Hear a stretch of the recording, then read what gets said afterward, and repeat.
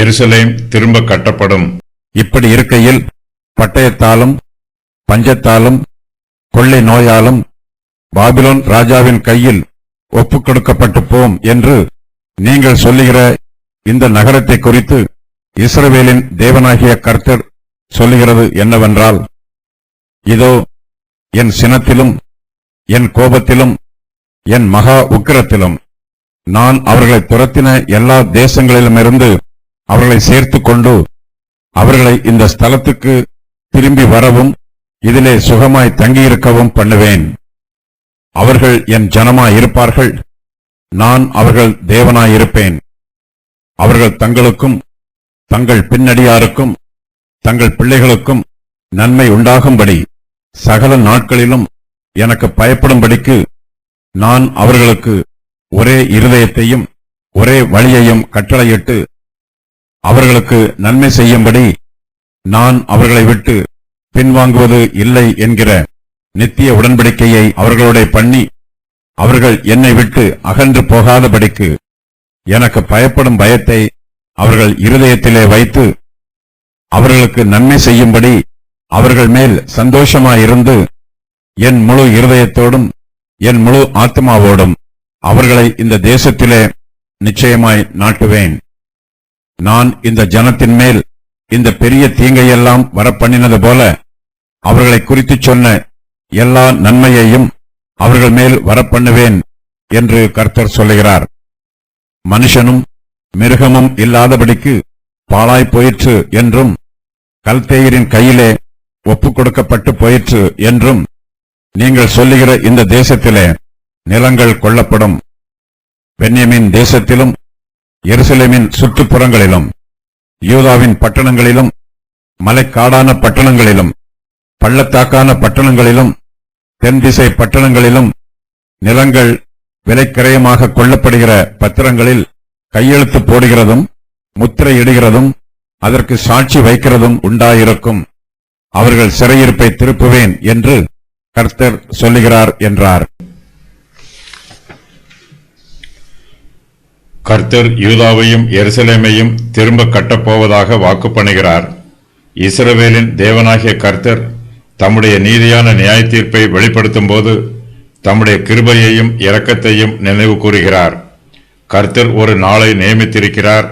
கர்த்தர் நியமித்த அந்த நாள் வரும்போது அவர் சீயோனுக்கு இரக்கம் காண்பிப்பார். யூதாவின் மனுஷரும் எருசலேமின் குடிகளும் நீண்ட காலமாக வேதனைகளையும் உபத்திரவங்களையும் அனுபவித்து வருகிறார்கள். கர்த்தருடைய நியாய தீர்ப்பு அவர்களுக்கு சீக்கிரத்தில் வரப்போகிறது. ஆனால் யூதாவின் மனுஷரோ நியாய தீர்ப்புக்கு பயப்படாமல் இருக்கிறார்கள். தேவனுடைய நியாய தீர்ப்பு அவர்கள் மீது வரும்போது நியாய தீர்ப்புக்கு தப்பித்துக் கொள்ள அவர்களுக்கு ஒரு வழியும் இருக்காது. வரப்போகும் அழிவுக்கு தப்பிக்க அவர்களுக்கு நம்பிக்கை இருக்காது. எருசலேமின் குடிகள் தங்கள் நகரத்தை பற்றி சொல்லும்போது பட்டயத்தாலும் பஞ்சத்தாலும் கொள்ளை நோயாலும் பாபிலோன் ராஜாவின் கையில் எருசலேம் நகரம் ஒப்புக் கொடுக்கப்பட்டு போகும் என்று சொல்லுகிறார்கள். யூதா தேசத்தின் நிலங்களை பற்றி அவர்கள் சொல்லும்போது மனுஷனும் மிருகமும் இல்லாதபடிக்கு பாழாய் போயிற்று என்றும் அது கல்தேயரின் கையிலே ஒப்புக் கொடுக்கப்பட்டு போயிற்று என்றும் சொல்லுகிறார்கள். யூதாவின் மனுஷருக்கும் எருசலேமின் குடிகளுக்கும் வரப்போகிற அழிவுக்கு தப்பிக்க வழியில்லை. இந்த வேதனையில் இருந்தும் உபத்திரவத்தில் இருந்தும் அவர்களை அவர்களால் மீட்டுக்கொள்ளவும் முடியவில்லை. கர்த்தர் எருசலேம் நகரத்தை கல்தேயரின் கையில் ஒப்புக் கொடுத்திருக்கிறார். கர்த்தருடைய கிருபையும் இரக்கமுமே அவர்களுக்கு நம்பிக்கையை தருகிறது. கர்த்தருடைய கிருபையை தவிர அவர்களுக்கு வேறு நம்பிக்கை எதுவும் இல்லை. அவர்கள் பாபிலோன் தேசத்து சிறையிருப்புக்கு உட்படுத்தப்படுவார்கள். அவர்களுடைய பிரேதங்கள் அந்நிய தேசத்தில் விழும். அவர்கள் சிறையிருப்பில் இருக்கிற தேசத்திலேயே செத்துப் போவார்கள். ஆனாலும் அவர்களுடைய பிள்ளைகள் யூதா தேசத்தை மறுபடியும் காண்பார்கள். எருசலேம் நகரத்தில் கர்த்தர் காண்பிக்கிற நன்மைகளை அவர்களுடைய பிள்ளைகள் அனுபவிப்பார்கள். யூதாவின் மனுஷருடைய பிள்ளைகளும் எருசலேம் குடிகளின் பிள்ளைகளும் பாபிலோன் தேசத்து சிறையிருப்பில் இருந்து விடுவிக்கப்படுவார்கள். அவர்கள் மறுபடியும் தங்கள் சொந்த தேசத்தில் வந்து குடியேறுவார்கள். இந்த விடுதலை அவர்களுடைய சுய பலத்தினாலோ சுய பராக்கிரமத்தினாலோ உண்டாவதில்லை. இது கர்த்தருடைய கிருபையினால் உண்டாகும். இதோ என் சினத்திலும் என் கோபத்திலும் என் மகா உக்கிரத்திலும் நான் அவர்களை துரத்தின எல்லா தேசங்களிலும் இருந்து அவர்களை சேர்த்து கொண்டு அவர்களை இந்த ஸ்தலத்துக்கு திரும்பி வரவும் இதிலே சுகமாய் தங்கியிருக்கவும் பண்ணுவேன் என்று கர்த்தர் சொல்லுகிறார். கர்த்தரே யூதாவின் மனுஷரை தம்முடைய கோபத்தினால் அந்நிய தேசங்களுக்கு துரத்தினார். அவர்கள் பல தேசங்கள் மத்தியிலே சிதறிப்போனார்கள். அவர்கள் தங்கள் சத்துருக்களின் கைகளில் விழுந்தார்கள். அவர்களுடைய சத்துருக்களும் யூதாவின் மனுஷரை ஒன்று சேர விடாமல் அவர்களை சிதறிப்போக பண்ணினார்கள். யூதாவின் மனுஷர் மத்தியிலே ஐக்கியம் உண்டாவதற்கு வாய்ப்பு இல்லாமல் போயிற்று. யூதாவின் மனுஷர் பல தேசங்களுக்கு சிதறிப்போன சம்பவத்திலும் அவர்கள் பல தேசங்களில் இருந்து தங்கள் சொந்த தேசத்திற்கு திரும்பி வந்த சம்பவத்திலும் கர்த்தருடைய பலத்த கரம் இருக்கிறது. கர்த்தரே அவர்களை தம்முடைய கோபத்தினால் பல தேசங்களுக்கு சிதறிப்போக பண்ணினார். கர்த்தரே அவர்களை தம்முடைய கிருபையினால் பல தேசங்களில் இருந்து அவர்களுடைய சொந்த தேசத்திற்கு திரும்பவும் அழைத்து வருகிறார். உன் தேவனாகிய கர்த்தர் உன் சிறையிருப்பை திருப்பி உனக்கு இறங்கி உன் தேவனாகிய கர்த்தர் உன்னை சிதற அடித்த எல்லா ஜனங்களிடத்திலும் இருக்கிற உன்னை திரும்ப சேர்த்து கொள்ளுவார். உன்னுடையவர்கள் வானத்தின் கடையான திசை மட்டும் துரத்துண்டிருந்தாலும் உன் தேவனாகிய கர்த்தர் அங்கே இருக்கிற உன்னை கூட்டி அங்கே இருந்து உன்னை கொண்டு வந்து உன் பிதாக்கள் சுதந்தரித்திருந்த தேசத்தை நீ சுதந்தரிக்கும்படிக்கு உன் தேவனாகிய கர்த்தர் அதில் உன்னை சேர்த்து உனக்கு நன்மை செய்து உன் பிதாக்களை பார்க்கிலும் உன்னை பெருக பண்ணுவார். உபாகமம் 30:3-5 வரை. கர்த்தர் தம்முடைய இரக்கத்தையும் கிருபையையும் யூதாவின் மனுஷருக்கு வெளிப்படுத்துகிறார். அவர்கள் தங்களுடைய பாவங்களுக்கு மனம் திரும்புகிறார்கள். அவர்களுடைய இருதயங்கள் புதுப்பிக்கப்படுகிறது. அவர்கள் தேவனிடத்திற்கு திரும்பி வருகிறார்கள். அவர்களுடைய சொந்த மனச்சாட்சிகளோ அல்லது வெளியே இருக்கிற சத்துருக்களோ அவர்களை அச்சுறுத்தவில்லை. கர்த்தருடைய கிருபையும் இரக்கமும் அவர்களுக்கு போதுமானதாய் இருக்கிறது.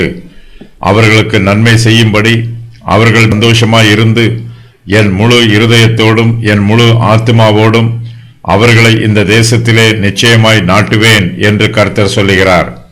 எருசலேமின் குடிகளுக்கு எருசலேம் நகரத்திலே கர்த்தருடைய பரிசுத்தமான பாதுகாப்பு கிடைக்கும். அவர்கள் மறுபடியுமாய் யூதா தேசத்திலே நாட்டப்பட்டிருப்பார்கள். அவர்கள் வேர் பற்றி செழித்திருப்பார்கள். கர்த்தர் அவர்களை யூதா தேசத்திலே நிச்சயமாய் நாட்டுவார். அவர்கள் அங்கே உறுதியாய் நிலைத்திருப்பார்கள். கர்த்தர் இஸ்ரவேல் ஜனத்தாரோடு ஏற்கனவே உடன்படிக்கை பண்ணியிருக்கிறார். கர்த்தர் தம்முடைய உடன்படிக்கையில் உண்மை உள்ளவர்.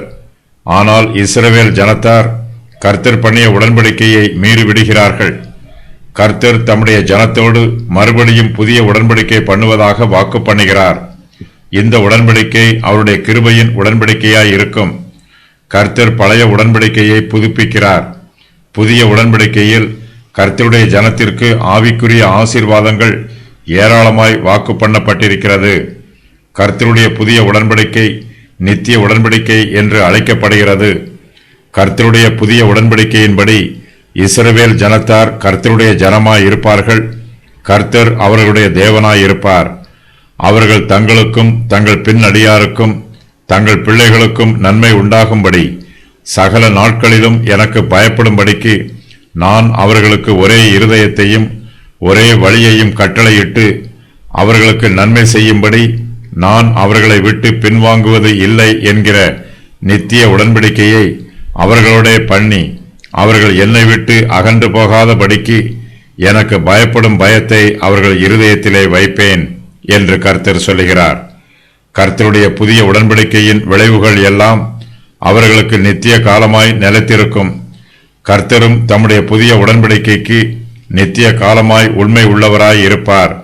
கர்த்தருடைய புதிய உடன்படிக்கை மாம்ச பிரகாரமான இஸ்ரவேல் கோத்திரத்தாருக்கு மாத்திரம் என்று மட்டுப்படுத்தப்படாமல் கர்த்தரை விசுவாசிக்கிற எல்லா விசுவாசிகளுக்கும் பொதுவான நித்திய உடன்படிக்கையாய் இருக்கும்.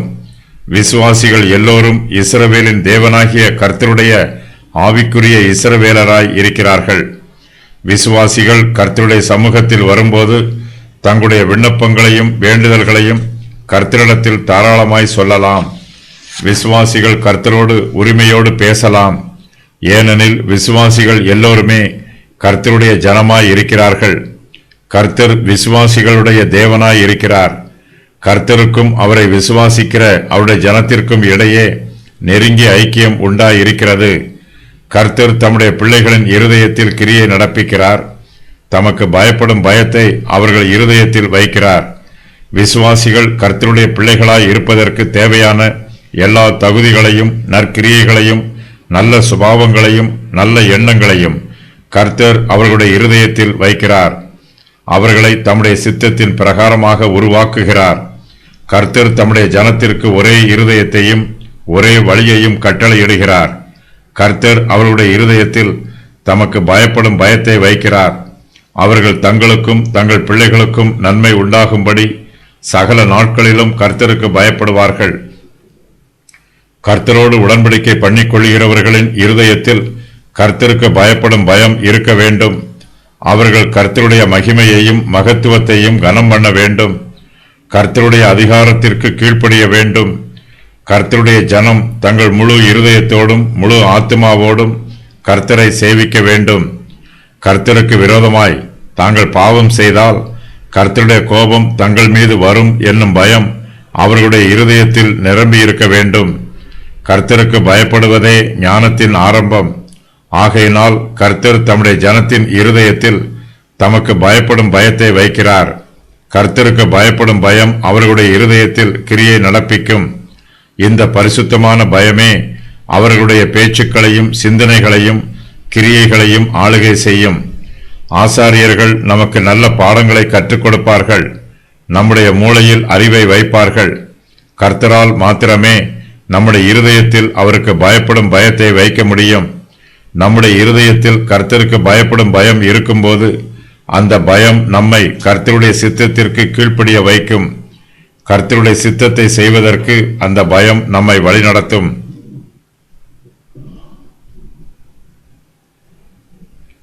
கர்த்தர் தம்முடைய ஜனத்தை தம்முடைய கிருபையினால் பாதுகாக்கிறார். கர்த்தர் தமக்கும் தம்முடைய ஜனத்திற்கும் நித்திய உடன்படிக்கையை பண்ணி இருக்கிறார். அவர்கள் கர்த்தரை விட்டு அகன்று போக மாட்டார்கள். கர்த்தரும் அவர்களை விட்டு விலகி போக மாட்டார். கர்த்தர் ஒருபோதும் அவர்களை கைவிட மாட்டார்.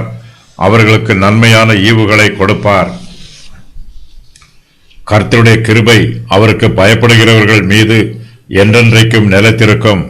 கர்த்தர் சில சமயங்களில் சிறிது காலம் தம்முடைய ஜனத்தை விட்டு விலகி போனது போல இருக்கும். ஆனாலும் அவர் தம்முடைய காருண்யத்தினால் தம்முடைய ஜனங்களை தம்மிடத்தில் சேர்த்துக் கொள்வார். அற்ப காலம் மூண்ட கோபத்தினால் என் முகத்தை இமைப்பொழுது உனக்கு மறைத்தேன். ஆனாலும் நித்திய கிருபையுடன் உனக்கு இறங்குவேன் என்று கர்த்தராகிய உன் மீட்பர் சொல்லுகிறார். ஏசாயா 54:8. கர்த்தர் நம்மை விட்டு விலகி போய் விடுவாரோ என்று நாம் பயப்பட வேண்டிய அவசியமில்லை. நம்மிடத்தில் கர்த்தருக்கு பயப்படும் பயம் மாத்திரமே இருக்க வேண்டும். கர்த்தர் நம்மை விட்டு விலகி போய் விடுவாரோ என்னும் பயமோ அல்லது கர்த்தர் நம்மை கைவிட்டு விடுவாரோ என்னும் பயமோ நம்மிடத்தில் இருக்கக்கூடாது. உன் மனதை பாவிகள் மேல் பொறாமை கொள்ள விடாதே. நீ நாடோறும் கர்த்தரை பற்றும் பயத்தோடு இரு. நிச்சயமாகவே முடிவு உண்டு.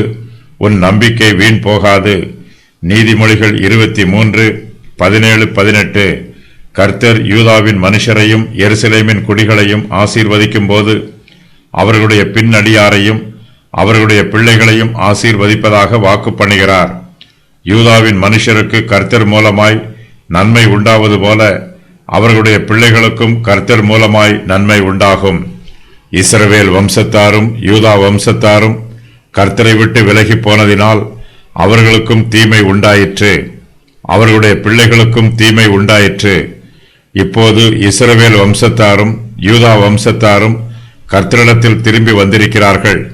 இதனால் அவர்களுக்கும் நன்மை உண்டாகும். அவர்களுடைய பிள்ளைகளுக்கும் நன்மை உண்டாகும். நம்முடைய குடும்பத்தில் கர்த்தர் நம்முடைய பிள்ளைகளுக்கு நன்மை செய்ய வேண்டும் என்றால் அவர்களை கர்த்தருக்கு பயப்படும் பயத்தில் வளர்க்க வேண்டும். அவர்களும் கர்த்தரை சேவிப்பதற்கு அவர்களை வழிநடத்த வேண்டும். நம்முடைய குடும்பத்தில் கர்த்தரை பயபக்தியோடு ஆராதிக்கிற ஆராதனை நடைபெற வேண்டும். நம்முடைய குடும்பத்தில் உள்ள ஒவ்வொருவருடைய இருதயத்திலும் கர்த்தருக்கு பயப்படும் பயம் இருக்க வேண்டும்.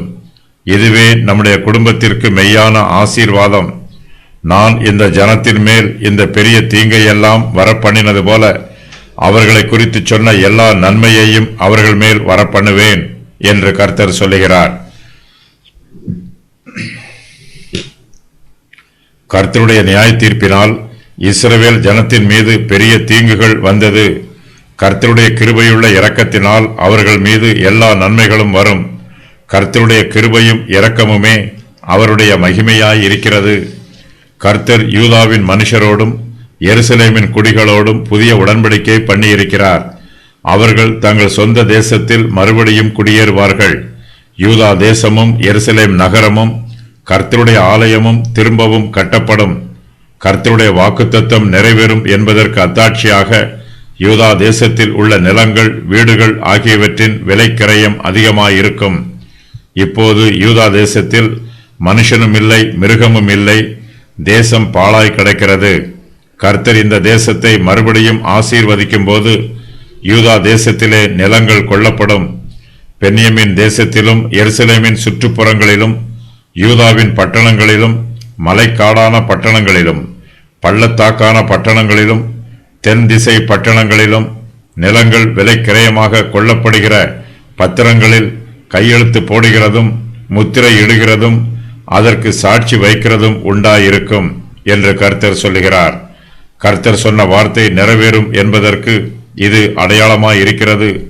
யூதா தேசத்தில் மறுபடியும் வியாபாரம் விறுவிறுப்பாய் நடைபெறும். தொழில்கள் வேகமாய் முன்னேறும். நிலங்களில் பயிரிடுவதும் மேய்ச்சல் நிலங்களில் மந்தைகளை மேய்ப்பதும் மறுபடியும் செழிக்கும். தேசத்தில் மறுபடியும் சட்டமும் ஒழுங்கும் நிலைநிறுத்தப்படும்.